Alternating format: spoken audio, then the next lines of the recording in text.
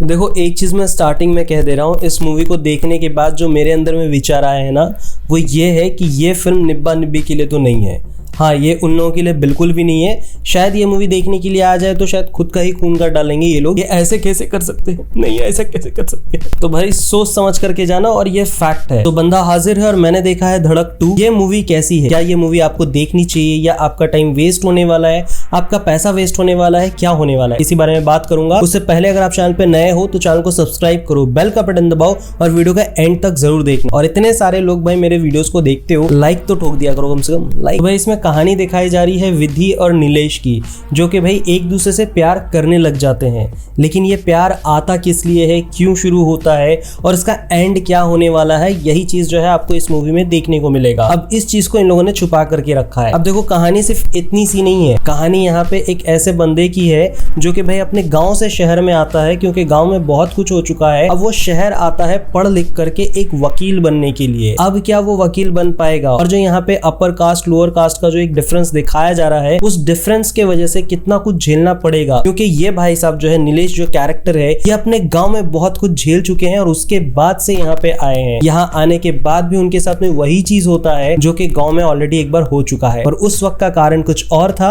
और यहाँ पे जो कारण दिखाया जा रहा है वो प्यार मोहब्बत का कारण है, जिसके वजह से जो है लड़की का बाप जो है बहुत अलग तरह से इसे ट्रीट करता है। एक पॉइंट पे जाकर के तो ऐसा लगता है भाई इतना बुरा क्यों करते हैं, मतलब करने की जरूरत ही क्या है। अब ऐसा तो नहीं है ना वो तुम्हारे फैमिली मेंबर से अगर बात कर लेता है तो तुम भाई साहब को इतनी बेइज्जत करो, इतना टॉर्चर करो कि भाई साहब जो है अपनी नजर में गिर जाए। भाई कहानी में बहुत कुछ दिखाया गया है और बहुत डेप्थ रखा गया है कहानी के अंदर में, जिसके वजह से इसको धड़क का एक सीक्वेंस कह दिया गया है। कि धड़क में जो हमने दिखाया था वहां पे भी प्यार मोहब्बत के बीच में अपर कास्ट लोअर कास्ट वाली सीन हो जाती है, यहाँ पे भी हम वही दिखाने वाले हैं। लेकिन इसके अंदर में इसके अलावा बहुत कुछ है, और मेन पार्ट अगर मैं कहूंगा तो वो भाई विपिन सर का है, जो यहाँ पे एक बाप का जो रोल होता है ना भाई, उसको यहाँ पे ऐसा दिखाया गया है, उनका कैरेक्टर ही ऐसा दिखाया गया है। अब उस चीज को लेकर के मैं ज्यादा कुछ नहीं कहूंगा, आप थिएटर में एक्सपीरियंस करना कि जब बाप का जो कैरेक्टर इंट्रोड्यूस होता है फाइनली जा करके, कि बाप उसका जाने देते हैं। वहीं पे अगर निधि के कैरेक्टर को दिखाया जा रहा है, जो उसके फैमिली मेंबर है, जैसे फादर है, उसके भाई है, उनका जो कैरेक्टर दिखाया जा रहा है वो बहुत ही ज्यादा प्रेडिक्टेबल है, लेकिन उसको निभाने का तरीका जो है वो काफी अच्छा लगता है कि हाँ भाई ये ऐसे कैरेक्टर को प्ले कर रहे हैं और इसके साथ में अब आगे क्या होने वाला है और इस कहानी के एंड तक में वो लोग क्या करेंगे, वो आपके लिए सरप्राइज है। जो भी होगा इस कहानी का एंड वो आपके लिए सरप्राइज रहेगा। इसके अलावा बात की जाए मेन परफॉर्मेंस की, भाई यहाँ पे जो मेन लीड रोल में यहाँ पे सिद्धांत चतुर्वेदी है और तृप्ति दिमरी है, इनका कैसा है एक्टिंग। तो देखो भाई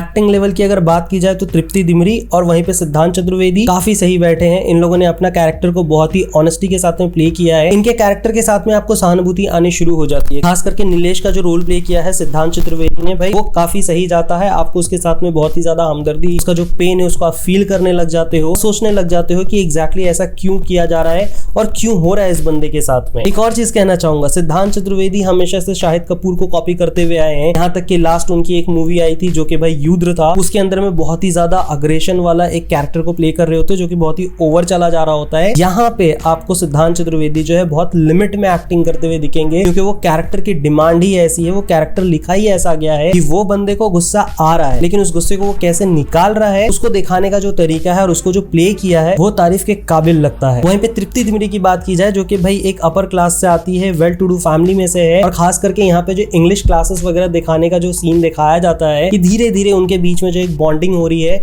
उसके पीछे का रीजन क्या है, वो इंग्लिश क्यों सीखना चाह रहा है, और ये जब इंग्लिश उसको सिखाने के लिए आ रही है तो इसकी एक्सपेक्टेशन क्या है। ऐसे सारे सीन में तृप्ति दिमरी का एक्टिंग जो है काफी जबरदस्त लगता है। अब अगर डायरेक्शन की बात की जाए तो देखो इस फिल्म को जो है ना बहुत ही लो रखा गया है। आपको यूं समझ लो रांझना अगर याद होगा तो उसमें ज्यादा कलर ऐड नहीं किए गए हैं। एक आपको धीरे धीरे करके उसके साथ में डुबाया जाता है कि आप उसके साथ में बहे जा रहे हो और उसको जो अपने सेंसेस में फील करना शुरू करते हो कि क्यों कुंदन जो है वहां पे उसके पीछे में इतना पागल है और इतना कुछ होने के बाद भी वो अभी भी उम्मीद कर रहा है, और ये चीज जो है आपको धीरे धीरे लेकर जाती है अंदर। वैसे धड़क 2 का डायरेक्शन भी लगता है कि ये धीरे धीरे करके आपको डुबा रही होती है, और जैसे जैसे फिल्म आगे बढ़ती है आप फिल्म का दिखाने का तरीका को आप फील करना शुरू करते हो कि डायरेक्टर आपको क्या फील करवाना चाह रहा है, और डायरेक्टर वो सारी चीज आपको फील करवाती है जो वो सोच रहा होता है कि नीचे जाति के लोगों के साथ में क्या होता है, उसको किस तरह से दबाया जाता है, और दबने के बाद भी वो बंदा कैसे आगे बढ़ने की कोशिश कर रहा होता है। इन्हीं सारी चीजों को डायरेक्शन के तौर पे अगर देखा जाए तो बहुत अच्छे तरह से डिलीवर करती है। म्यूजिक की अगर बात की जाए तो भाई म्यूजिक जो है मैं उम्मीद कर रहा था कि अगर धड़क 2 के नाम से आ रहा है और धड़क जो है ऑलरेडी सायराट का ही पूरा रीमेक था और अगर उसी को आगे बढ़ाया जा रहा है एज अ सीक्वल, तो उसमें अजय अतुल का म्यूजिक क्यों नहीं हो सकता। भाई मैं बहुत ज्यादा मतलब इस बारे में सोच रहा था कि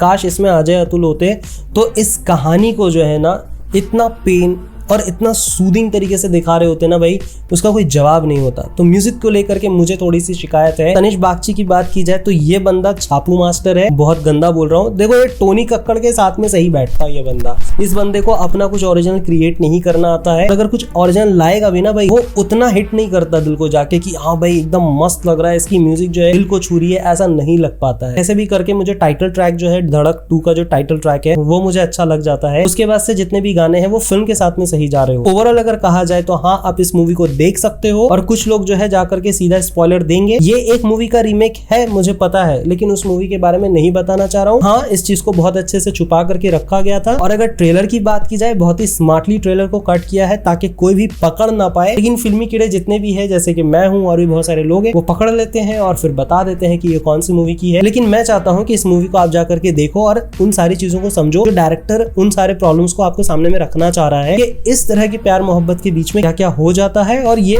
बदलाव शायद कभी नहीं आ सकता है। अगर मुझसे पूछा जाए ऑनेस्टली इस मूवी की रेटिंग के बारे में, तो भाई 3.5 स्टार या फिर डायरेक्टली 4 स्टार ऑब्वियसली दे सकते हैं आउट ऑफ 5 स्टार। तो भाई आप बताओ, आपने अगर देख लिया तो आपको ये मूवी कैसी लगी है? नहीं देखा है तो भाई किसके साथ देखने जा रहे हो? बस एक फालतू सी चीज मुझे ना बहुत ज्यादा लग रहा है दिल में, एक अच्छी मूवी तुमने बनाई है उसको 1/2 क्यों कर रहे हो? जब कोई अच्छी मूवी होती है ये चीज करने की जरूरत नहीं होती है। जस्ट वेट एंड वॉच, आपकी मूवी काम करेगी। So that's it. That was my honest reaction for this movie. What's your take? Please do comment. यहाँ तक वीडियो देखने के लिए तहे दिल से धन्यवाद। मिलूंगा नेक्स्ट वीडियो में, तब तक के लिए स्वस्थ रहो, मस्त रहो, जबरदस्त रहो।